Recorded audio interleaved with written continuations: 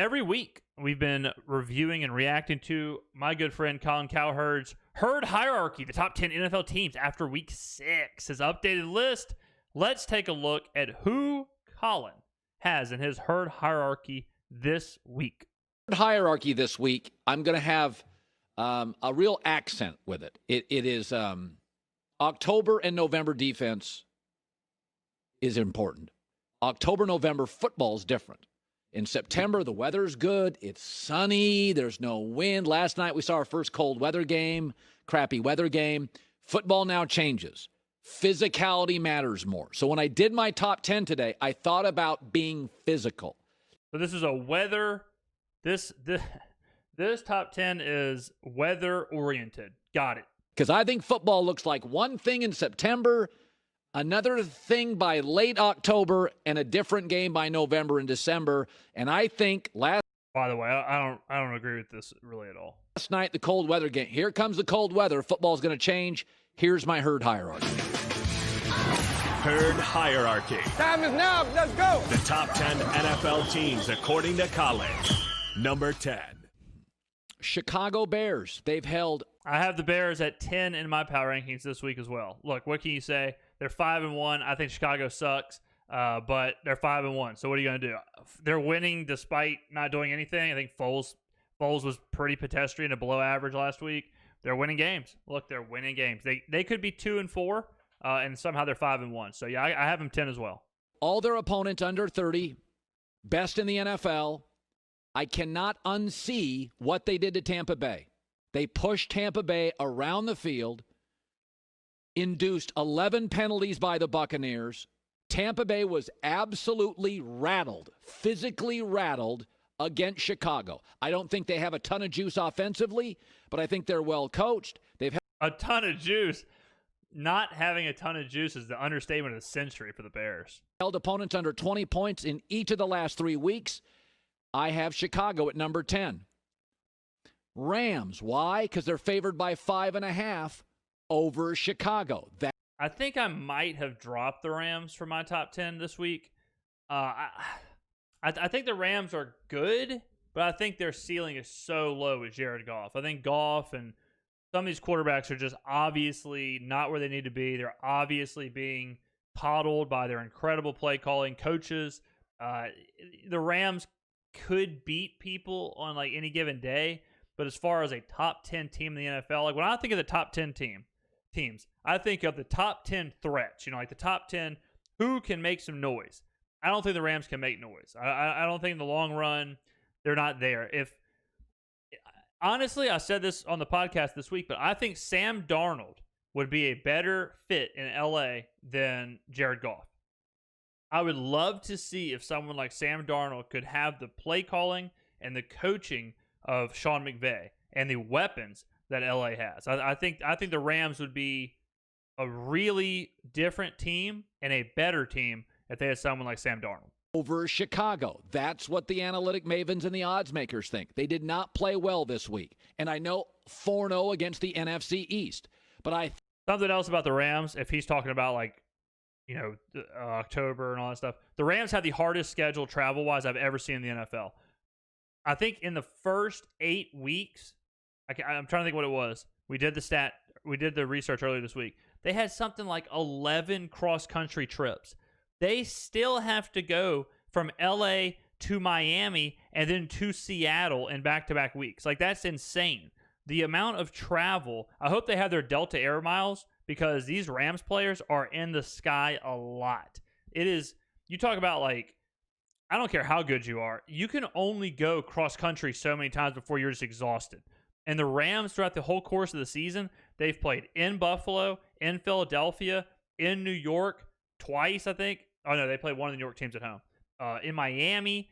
Like, this travel schedule for this team is going to weigh them down big time come November. So, if he's talking October, November, you got to talk about the Rams travel schedule. It is insane. I don't know who did this in the NFL, but it's seriously like California, New York, California, Florida. Oh, Tampa Bay. They go to Tampa Bay too. So they go to Miami and Tampa Bay this year on top of going to all over the East Coast. It is brutal.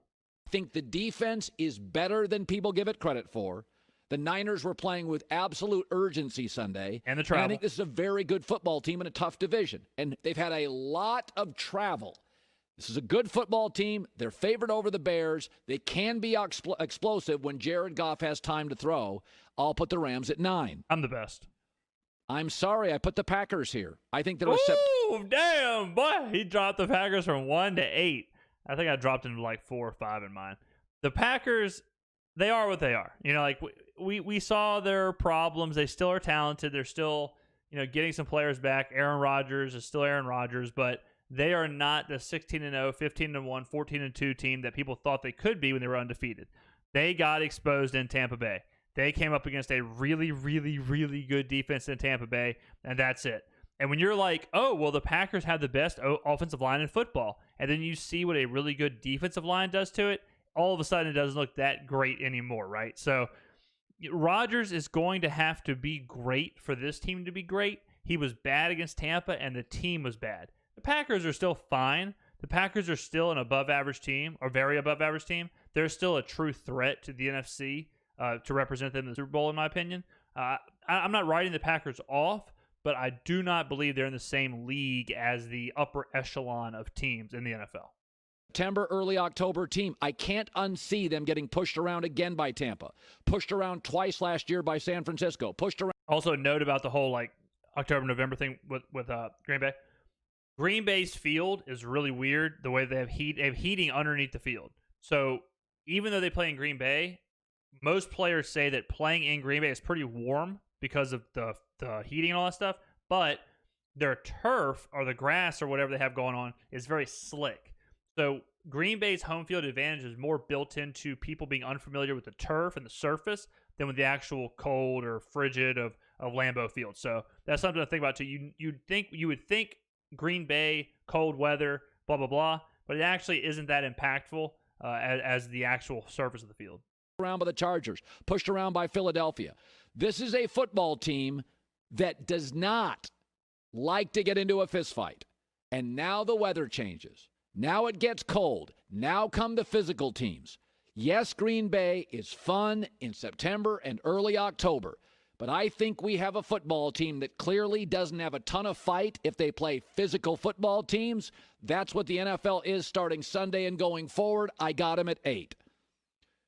I can't have them above San Francisco, one of the most physical teams, and now they're wide receivers. What?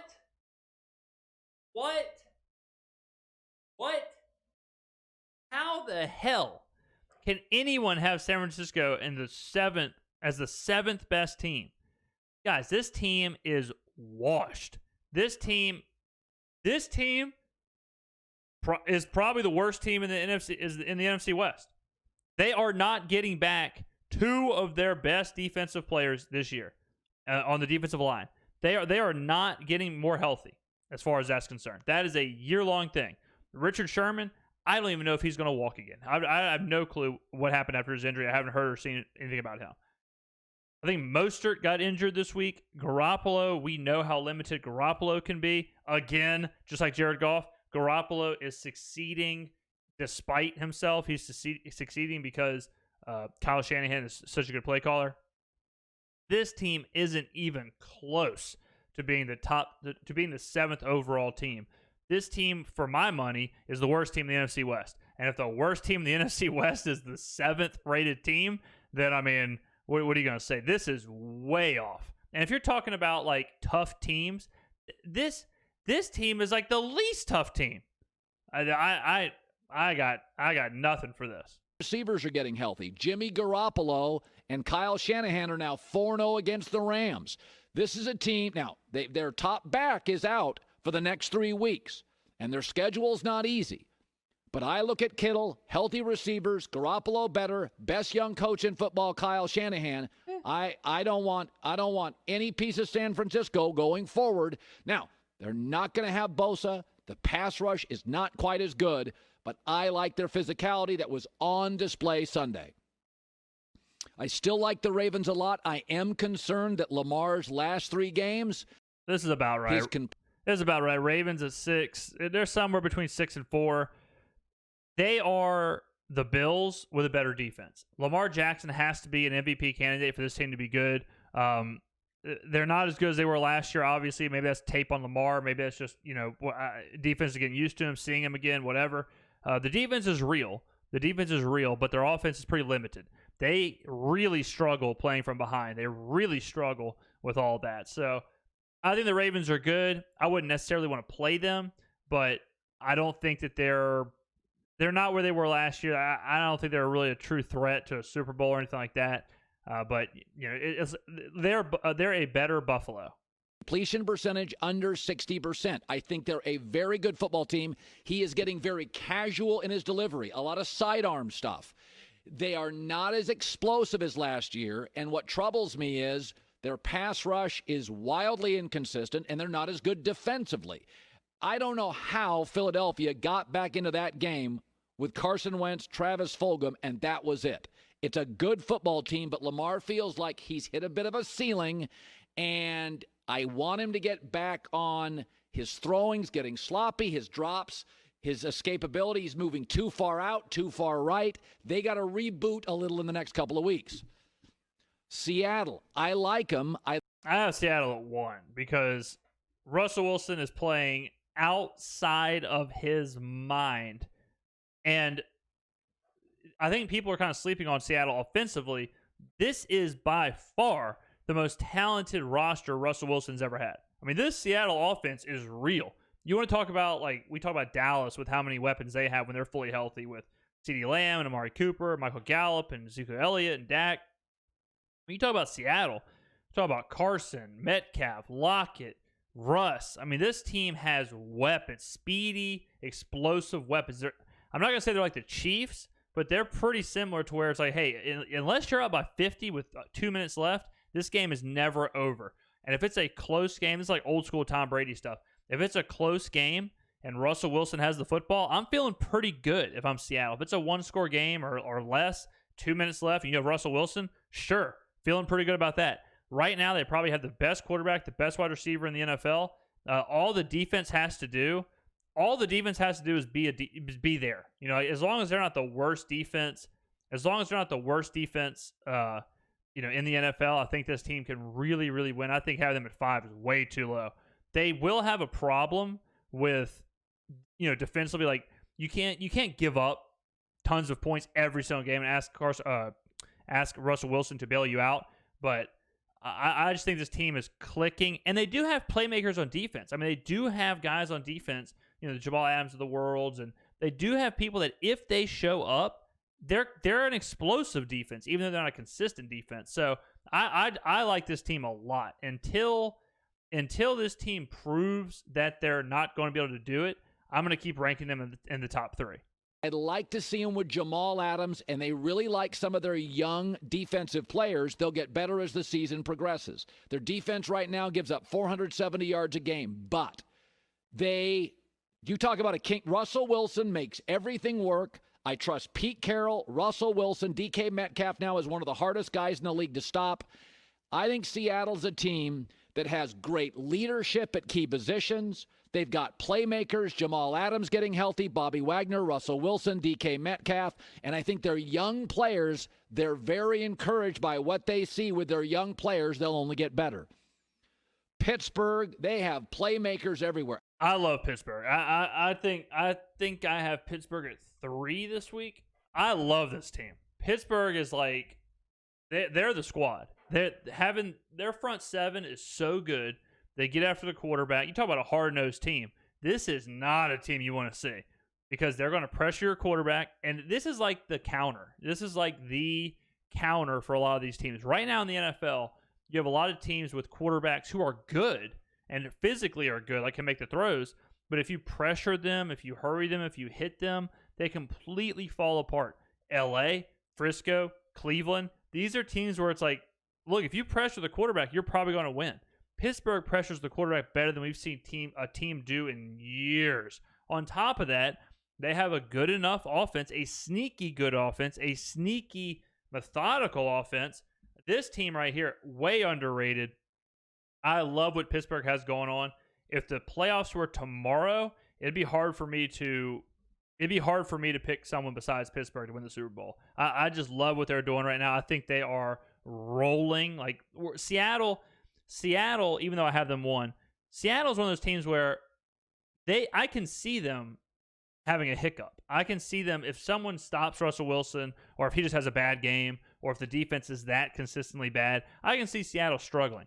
It's hard for me to find a hole in what Pittsburgh's doing because they seem so consistent and so methodical. How good was that move to get Minkah Fitzpatrick? God, has he been a find. And I'll tell you, Chase Claypool is the closest thing to Calvin Johnson I've seen. He has changed that offense. He is that guy, you throw him a 7-yard hitch and you cross your fingers, you have a cornerback that can bring him down. Their defense is fantastic. Big Ben's making no mistakes. They are significantly more buttoned up than I thought they would be. I was completely wrong. Pittsburgh at 4. By an inch, Kansas City. Yeah, I mean, look, you cannot discredit Kansas City. Until they get eliminated in the playoffs, they're the favorite to win the Super Bowl. They have the best quarterback. That, maybe not at the moment, but Patrick Mahomes is always going to be the guy. The offense is explosive. This year they have looked more mortal than they have previously, and they're 5-1. Right?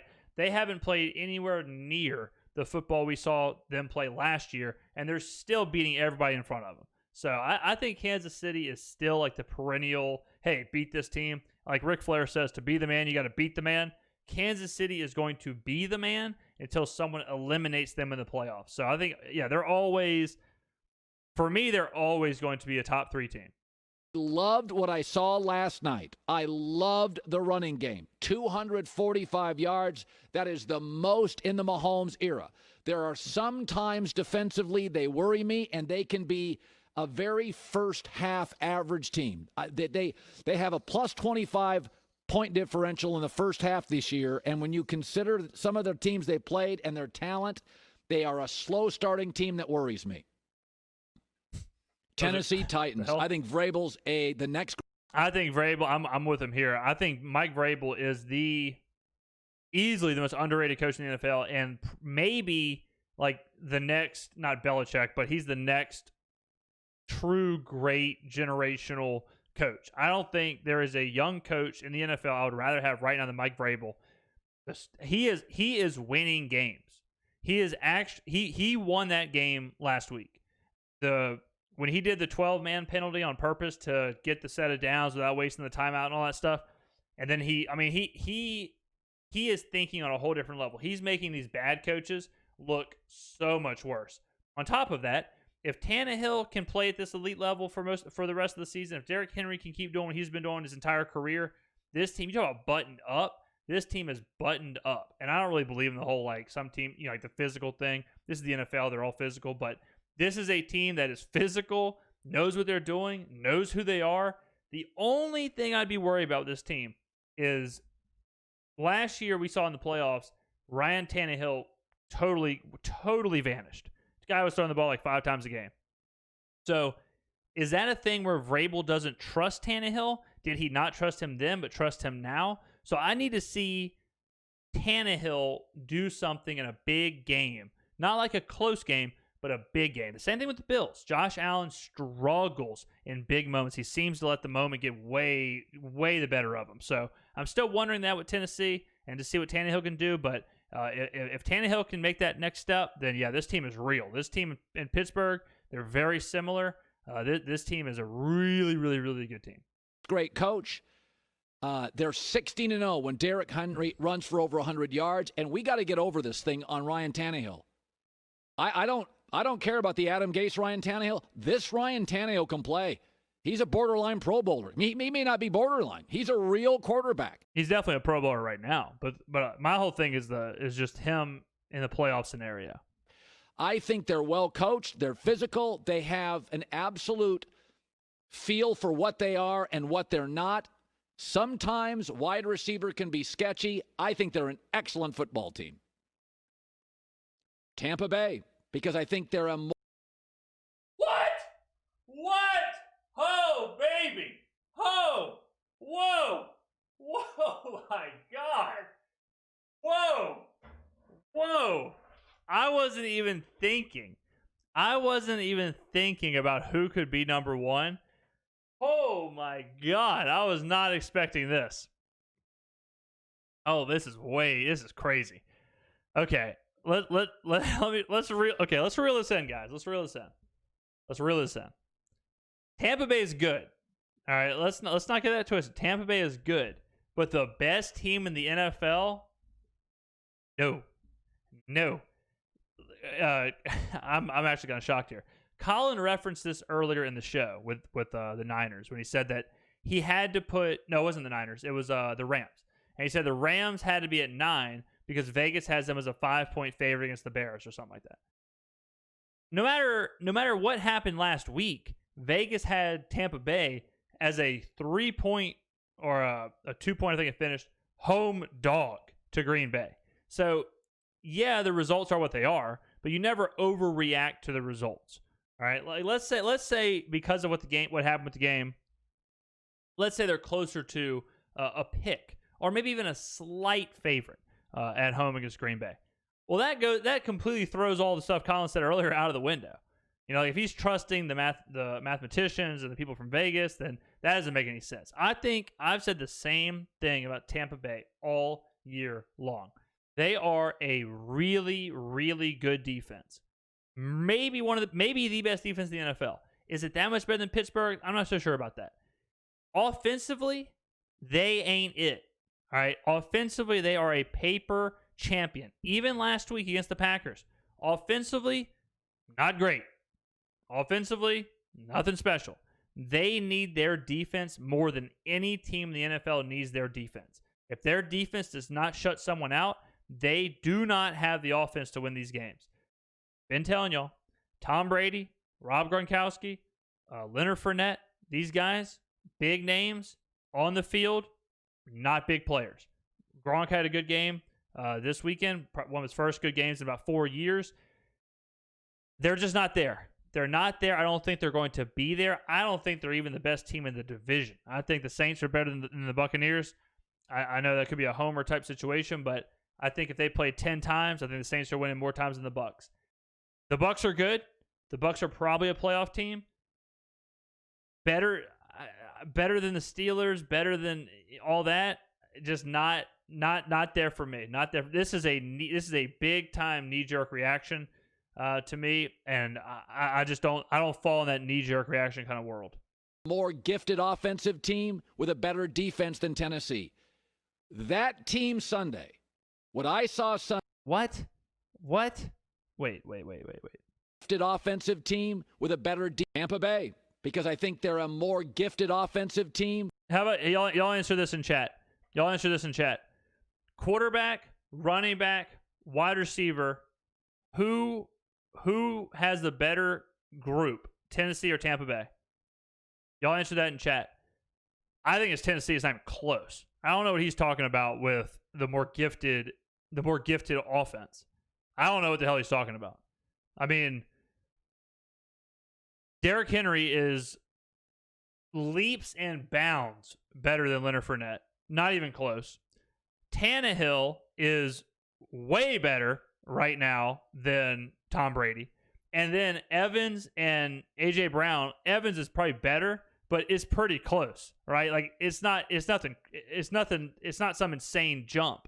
So you have one at least insane jump in Henry and Fournette.